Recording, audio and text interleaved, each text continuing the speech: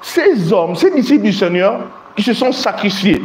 Ils se sacrifiaient afin que nous puissions amener les choses tellement loin.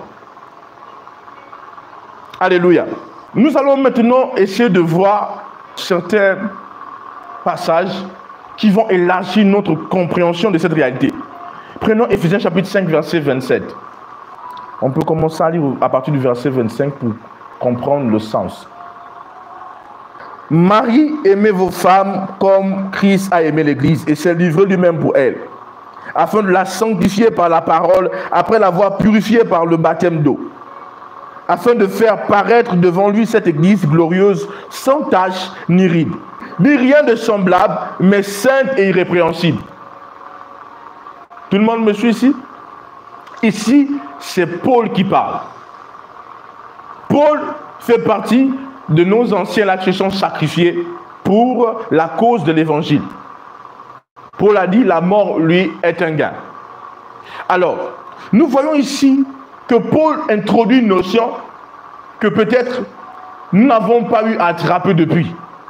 Mais Paul introduit cette notion avec l'espérance que l'Église de la fin, ou avec l'espérance que ceux qui vont suivre, les prochaines générations, comprennent les réalités que Paul est en train de libérer dans ses épîtres, notamment dans ce passage.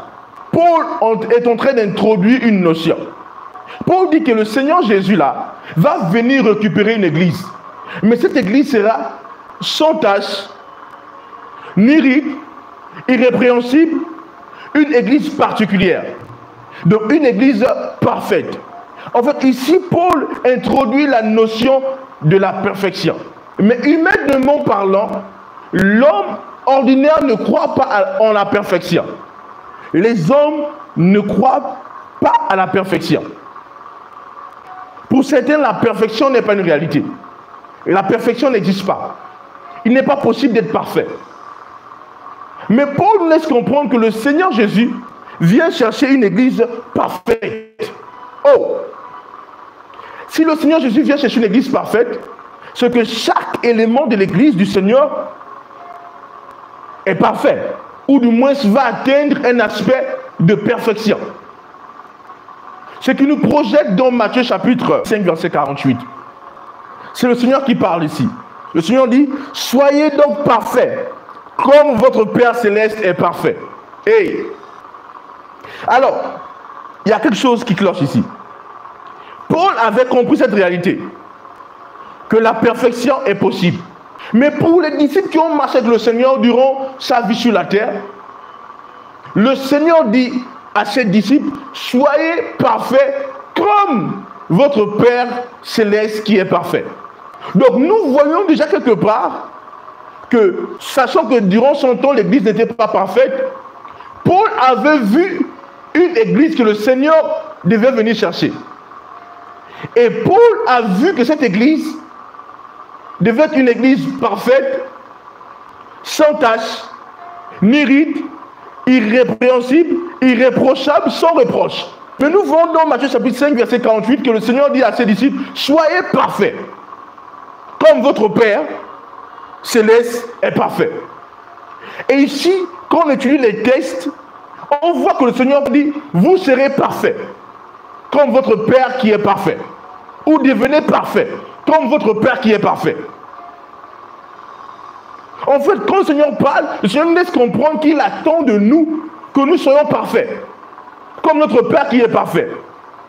Donc la perfection en Christ n'est pas quelque chose d'impossible. En Christ, la perfection est une réalité. Parce que le Seigneur dit, soyez parfaits. N'oubliez pas ce que je veux dire maintenant. Le Seigneur ne peut jamais attendre de nous quelque chose qu'il sait qu'on ne peut pas atteindre. Si le Seigneur dit, soyez parfaits, parce qu'il sait qu'il est capable pour nous d'être parfaits. La perfection n'est pas une illusion en Christ. La perfection n'est pas un seuil que personne ne peut atteindre en Christ. En Christ, la perfection est une réalité. Il est possible d'être parfait en Christ. Qui me suit ici? Je n'enseigne pas ces choses peut-être pour choquer. J'enseigne ces choses parce que Dieu attend de nous que nous puissions vivre, expérimenter, manifester ces choses. Mais nous ne pouvons pas manifester ces choses si nous ne rentrons pas en contact avec cette compréhension de ces réalités spirituelles. Si nous ne reconnaissons pas ces réalités spirituelles, qui sont les réalités de tous les enfants de Dieu. En Christ, la perfection est atteignable. En Christ, la perfection est une réalité. Et Paul avait vu l'Église parfaite. Ah, qui me suit ici? Je n'enseigne pas ce que je pense, j'enseigne les Écritures et la parole de Dieu. Et c'est pourquoi j'enseigne avec audace, parce que c'est écrit. Alléluia.